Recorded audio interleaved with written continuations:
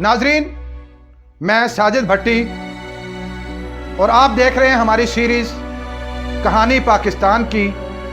और इसमें हमने अपनी गुज़िश्ता वीडियो के अंदर सुकूत ढाका, जिसके ज़रिए पाकिस्तान दो हिस्से हो गया और मशरक़ी पाकिस्तान बांग्लादेश बन गया, उसके असबाब, इंडिया की मुदाखलत, मुक्ति बाहिनी की तश्कील, इंडिया के अंदर उसकी तरबियत और फिर मुक्ति बाहिनी के ज़रिए मशरक़ी पाकिस्तान में फैलाए जाने वाले फसादात, शेख मुजीबुर रहमान के 6 नुकात, मशरक़ी पाकिस्तान में आने वाले समुद्री तूफ़ान के असरात, पूरे मुल्क में 1970 में होने वाले इंतखाबात, उसके नताइज और उन नताइज के बाद इक़्तिदार की मुंतकिली में कौन कौन सी रुकावटें थी, इसके बारे में हम अपनी गुज़िश्ता वीडियो में बात कर चुके हैं। आप सुकूत ढाका की इस डॉक्यूमेंट्री की दूसरी और आखिरी किस्त देख रहे हैं।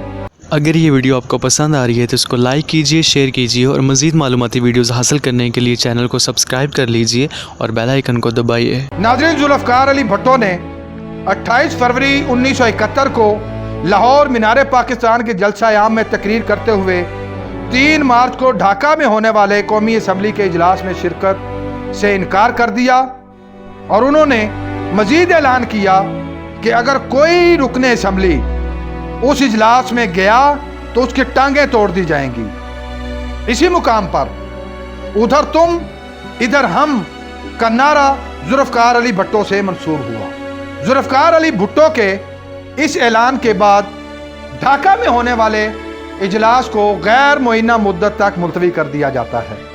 इस अमल ने जलती पर तेल का काम किया और हालात मज़ीद ख़राब होते चले गए। दूसरी तरफ 7 मार्च 1971 को Sheikh Mujibur Rahman Dhaka race course ground में जलसा आम में खिताब करते हैं और कहते हैं कि हमारी जद्दोजहद आज़ादी की जंग है।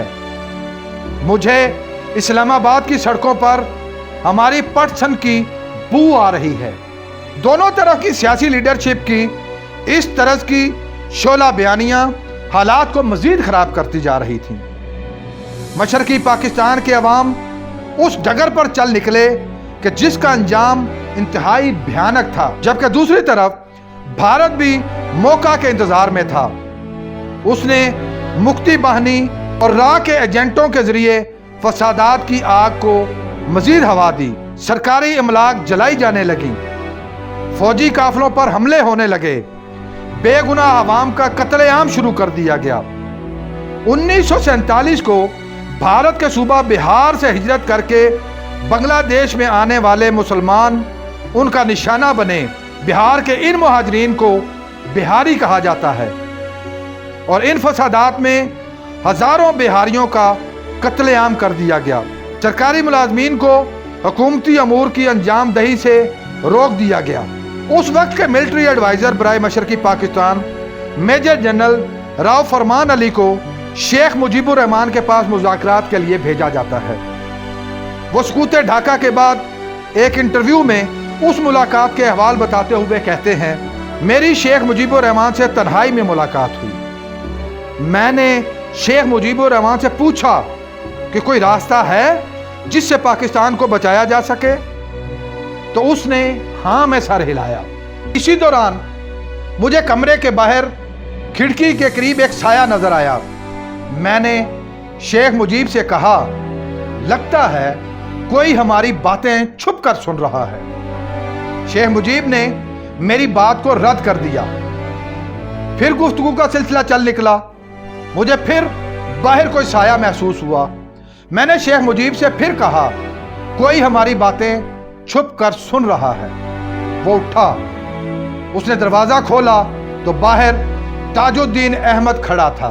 यह ताजुद्दीन अहमद अवामी लीग का लीडर और शेख मुजीबुर रहमान का करीबी साथी था, जो बाद में आज़ाद बांग्लादेश का पहला वज़ीर आज़म बनाया गया। शेख मुजीबुर रहमान उसे अंदर ले आते हैं और कहा कि राव साहब पूछते हैं कि पाकिस्तान बचाने का कोई रास्ता है।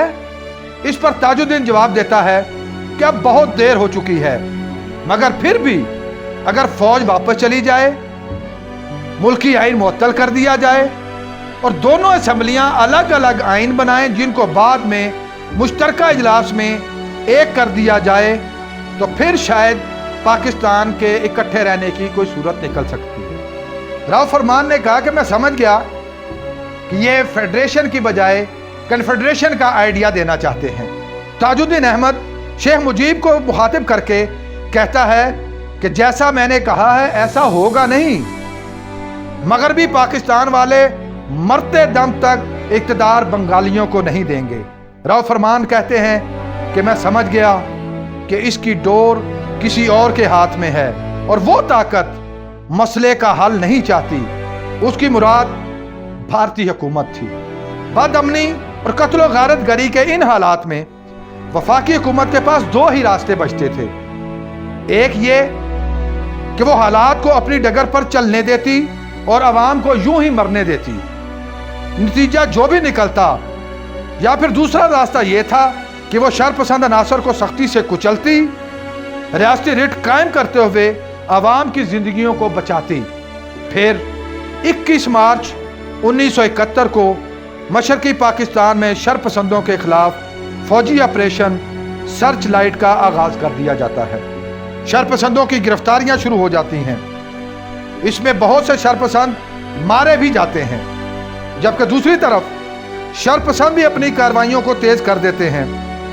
पाक आर्मी की वर्दियां पहनकर रा के एजेंट लोगों को कत्ल करने लग जाते हैं, जिससे मशरकी पाकिस्तान के अवाम में यह तासुर उभारा गया कि उनको पाक फौज के जवान कत्ल कर रहे हैं, ताकि मशरकी पाकिस्तान के अवाम के दिलों में पाक फौज के बारे में नफरत पैदा की जा सके।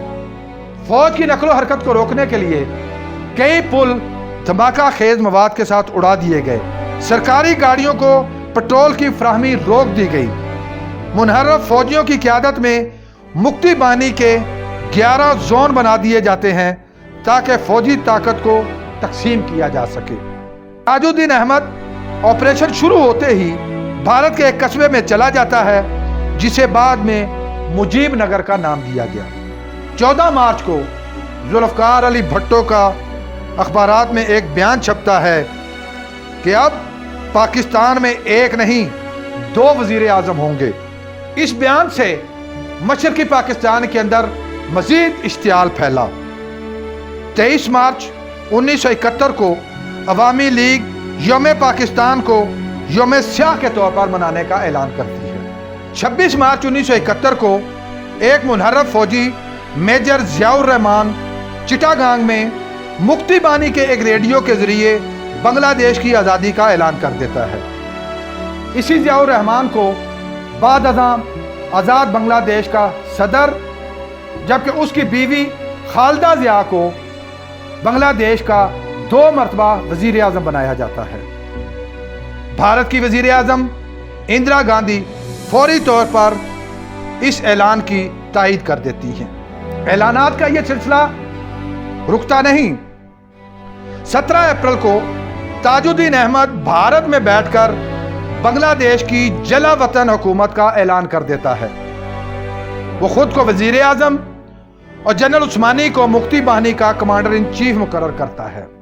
सूरत-ए-हाल को मजीद खराब करने और पाक फौज को दबाव में लाने के लिए 25 अप्रैल 1971 को इंदिरा गांधी की सरबराही में भारतीय कैबिनेट का इजलास होता है। उस इजलास में इंडियन आर्मी को बंगाल में उतारे जाने का फैसला किया जाता है, मगर बरसात करीब होने की वजह से भारतीय फौज को यह खतरा था कि बरसात के मौसम में उनके लिए पेशरफ्त करना मुमकिन ना होगा और वो किसी बड़ी मुश्किल का शिकार हो सकते हैं। लिहाजा इंडियन आर्मी के ऑफिसर्स की तजवीज़ पर इस हमले को अक्टूबर तक मुअख्खर कर दिया जाता है, मगर इस दौरान रा और मुक्ति बाहिनी के जरिए पाक फौज पर हमले मजीद तेज कर दिए जाते हैं। भारतीय तैयारे गंगा के अगवा और पाकिस्तान में उतरने और उसको आग लग जाने को बुनियाद बनाकर भारत अपनी फ़ज़ाई हदूद पाकिस्तान के लिए बंद कर देता है। अब मगरबी पाकिस्तान से मशरकी पाकिस्तान तक रसद पहुंचाना इंतहाई मुश्किल हो जाता है और वो रसद अब श्री लंका के रास्ते ही पहुंचाई जा सकती थी, जो इंतहाई मुश्किल थी। जबकि समुंदर में भी भारतीय नेवी मशरकी पाकिस्तान का रास्ता बंद कर देती है। इस तरह बैरूनी रसद मुकम्मल तौर पर बंद हो जाती है। 11 जुलाई सन 1971 बंगाल आर्मी का ऐलान कर दिया जाता है। जनरल उस्मानी को उसका बाज़ाब्ता पहला कमांडर इन चीफ बना दिया जाता है और बाकी फौजी ओहदे भी ऐलान कर दिए जाते हैं। अब ये फोर्स मुनज़्ज़म अंदाज में पाक आर्मी के मुकाबले पर थी। याहिया खान मुज़ाकरात के अमल को तेज करते हैं। शेख मुजीबुर रहमान और जुल्फ़कार अली भुट्टो से अलग अलग मुज़ाकरात करते हैं, मगर कोई नतीजा नहीं निकलता। शेख मुजीबुर रहमान के साथ एक और मुलाकात का एहतमाम किया जाता है। मुज़ाकरात होते हैं, पेशकशें होती हैं, मगर वो मुज़ाकरात भी बेनतीजा रहते हैं। 21 नवंबर सन 1971 को भारत बराह रास्त मशरकी पाकिस्तान पर हमला कर देता है। ये हमला पाक फौज को इंगेज करने के लिए था, ताकि मुक्ति बाहिनी को कुछ रिलीफ दिया जा सके और मौका मिलने पर मशरकी पाकिस्तान पर कब्जा कर लिया जाए। अब पाक फौज एक की बजाय 2 महाजों पर लड़ रही थी। ये एक 2 रुखी जंग थी। सामने भारत खुले दुश्मन के तौर पर लड़ रहा था, जबकि पीठ पीछे छुपा दुश्मन, जिसमें अक्सर अपने ही शहरी मौजूद थे, वो खुफिया कार्रवाइयों में मसरूफ़ अमल था। 3 दिसंबर सन 1971 को पाकिस्तान भारत के मगरबी जोन पर हमला कर देता है। इस तरह हर महाज पर पाक भारत जंग का आगाज हो जाता है, जिसे हम 1971 की पाक भारत जंग कहते हैं। फिर चीन और रूस की कोशिशों से दिसंबर के दूसरे हफ्ते में अक़वाम मुत्तहिदा की जनरल असम्बली का इजलास बुलाया जाता है। रूस की एमा पर पोलैंड जंग बंदी की करारदाद पेश करता है। जुल्फ़कार अली भुट्टो पाकिस्तानी वफ्द की सरबराही करते हुए धुआंधार तकरीर करते हैं और जंग बंदी की करारदाद के सफ़हात को फाड़ते हुए इजलास का बाइकआउट करके चले जाते हैं। भुट्टो के शहदाई उसे भुट्टो का जुर्रतमंदाना इक़दाम, जबकि नाकदीन उसे जज्बाती फैसला और मशरकी पाकिस्तान के ताबूत में आखिरी कील करार देते हैं, क्योंकि जंग बंदी पाकिस्तान की ज़रूरत थी और उससे हम ऐसे अंजाम से बच सकते थे जिसका हम बाद में शिकार हुए। जबकि मशरकी पाकिस्तान में पाक फौज इंतहाई मुश्किल हालात से दोचार थी। नाजरीन, जब किसी मुल्क की आवाम अपनी फौज के पीछे न खड़ी हो तो वो कोई भी महाज जंग जीत नहीं सकती।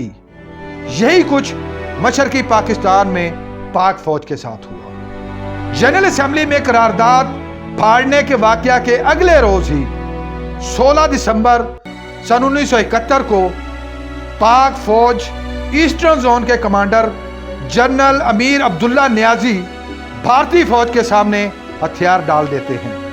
ये वो दिन है जिसे पाकिस्तानी अवाम कभी नहीं भूल सकते। ढाका की पल्टन ग्राउंड में भारतीय मेजर जनरल जगजीत सिंह अरोड़ा के साथ टेबल पर बैठकर जनरल अमीर अब्दुल्ला नियाजी हथियार डालने की दस्तावेजात पर दस्तखत करते हैं। ग्राउंड में फौजी जवान अलामती तौर पर अपने हथियार जमीन पर रखकर सरेंडर करने का ऐलान करते हैं, जबकि जनरल नियाजी अपना सर्विस पिस्टल और अपने बैजेज उतारकर जनरल अरोड़ा के हवाले करते हैं और इस तरह पाकिस्तान की इज्जत, वकार और भरम पूरी दुनिया में रुस्वा करके रख दिए जाते हैं। मगरबी पाकिस्तान के अवाम शदीद गम गुस्सा का इजहार करते हैं। इस जिल्लत आमेज शिकस्त के बाद पाकिस्तान की पैरामिलिट्री फोर्सेस के 90,000 जवान भारतीय कैद में चले जाते हैं। इसमें पाक फौज के 24,000 जवान भी शामिल थे। कहा जाता है कि जंग अजीम दोम के बाद यह कैदियों की सबसे बड़ी तादाद थी। फिर 20 दिसंबर सन 1971 को याहिया खान बाकी मादा पाकिस्तान का इक़्तिदार जुल्फ़कार अली भुट्टो के हवाले कर देते हैं। पूरे मुल्क में अवाम गमो गुस्से का इजहार करते हैं और इस शिकस्त के اسباب اور ذمہ داران کے تعین کا مطالبہ کرتے ہیں۔ عوامی دباؤ کے نتیجے میں 26 دسمبر سن 1971 کو ایک انکوائری کمیشن بنایا جاتا ہے جسے حمود الرحمان کمیشن کہا جاتا ہے۔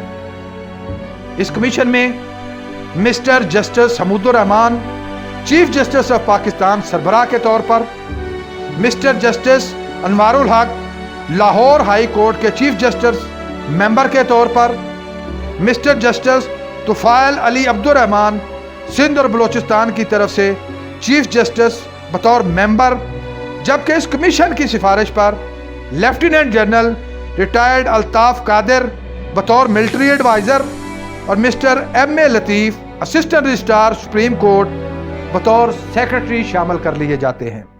یہ کمیشن انکوائری کا آغاز کرتا ہے اور اس کے مجموعی طور پر 57 اجلاسز ہوتے ہیں۔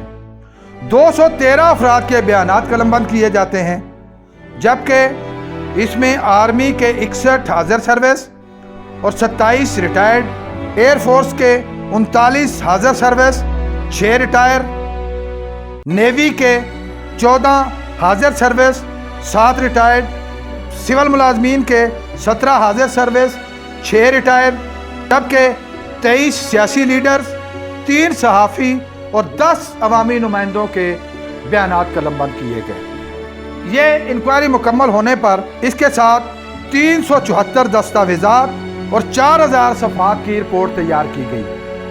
اس میں سے کچھ حصہ ہی عوام کے لیے پبلک کیا گیا۔ ناظرین، اس ضخیم رپورٹ کو یہاں بیان کرنا ممکن نہیں، مگر اس رپورٹ کا جتنا حصہ عوام کے سامنے آیا ہے وہ انتہائی تہلکہ خیز انکشافات سے بھرا پڑا ہے۔ اس پر ہم الگ سے کسی ویڈیو پہ بات کریں گے۔ 1972 میں ہندوستان ایک بار پھر ایک اور سازش تیار کرتا ہے۔ بھارت بنگلہ دیش کو اقوام متحدہ کا ممبر بنانے کے لیے قرارداد لے کر اقوام متحدہ پہنچ جاتا ہے۔ وہ بنگلہ دیش کو اقوام متحدہ کا ممبر بنوا کر بین الاقوامی سطح پر اس کے وجود کو تسلیم کروانا چاہتا تھا۔ بھارت بنگلہ دیش کے تسلیم ہو جانے کے بعد اپنی قید میں موجود 90,000 قیدی بنگلہ دیش کے حوالے کرنا چاہتا تھا، تاکہ بنگلہ دیش ان کے خلاف جنگی جرائم اور قتل عام کے مقدمات چلا کر انہیں موت کے گھاٹ اتار دیتا، جو کہ بھارت جنیوا کنونشن کی وجہ سے نہیں کر سکتا تھا۔ بھارت اپنے مضمون مقاصد کے اصول کے قریب ہی تھا کہ ایک مرتبہ پھر پاکستان کا قابل اعتماد دوست ملک چین اس قرارداد کو ویٹو کر کے بھارت کے منصوبے کو ناکام بنا دیتا ہے۔ اب 90,000 قیدی بھارت پر بوجھ تھے، لہذا وہ کسی بھی صورت میں اس بوجھ سے جان چھڑانے کے لیے جتن کرنے لگا۔ وہ دیگر ممالک کے ساتھ مل کر ماحول بناتا ہے اور پھر شملہ معاہدہ کے تحت تمام قیدیوں کو رہا کرنے پر مجبور ہو جاتا ہے۔ شیخ مجیب الرحمان کی بھارت نواز پالیسیوں کی وجہ سے بنگلہ دیش بھارت کی کالونی بن چکا تھا، لہذا بنگال آرمی اس عمل کی وجہ سے شیخ مجیب الرحمان کے خلاف ہوتی چلی جا رہی تھی۔ شیخ مجیب الرحمان کے خاندان کی کرپشن اور کمزور حکومتی پالیسیوں کی وجہ سے فوج میں بیزاری بڑھتی چلی جا رہی تھی، اور پھر ایک فوجی دستہ کارروائی پر مجبور ہو جاتا ہے اور شیخ مجیب الرحمان کو خاندان سمیت بھارت کے یوم آزادی 15 اگست 1975 کو قتل کر دیا جاتا ہے۔ شیخ مجیب الرحمان کی بیٹی حسینہ واجد زندہ بچتی ہیں۔ ناظرین، مشرقی پاکستان کی عوام کی محرومیاں کیوں دور نہ ہو سکیں؟ ذوالفقار علی بھٹو نے کیوں اشتعال انگیز تقریریں کیں؟ ڈھاکہ کے اسمبلی کے اجلاس میں ذوالفقار علی بھٹو کیوں شریک نہ ہوئے؟ کیوں جنرل نیازی نے GHQ کی اجازت کے بغیر بھارتی فوج کے سامنے ہتھیار ڈال دیے؟ ان سوالات کے جوابات ابھی باقی ہیں اور وقت آنے پر ضرور حقائق عوام کے سامنے آئیں گے۔ سکوت ڈھاکہ کا نہ بھولنے والا دردناک واقعہ آج بھی ہماری نظروں کے سامنے ہے، مگر سوال یہ ہے کہ ہم نے اس واقعہ سے کیا سیکھا؟ کیا ملک میں اتحاد کی فضا قائم کر دی گئی ہے؟ کیا अवामी महरूमियाँ ख़त्म करना हमारा एजेंडा है? क्या कौमी मफादात हमारे सियासतदानों के ज़ाती मफादात पर गालिब आ गए हैं? हमें इस्तेहकाम पाकिस्तान के लिए इस वाक़या से सबक हासिल करके अपने रवैये और तर्ज अमल को बदलना होगा। अल्लाह ताला अर्ज़ वतन को ता क़यामत शादो आबाद रखे। पाकिस्तान पाइंदाबाद।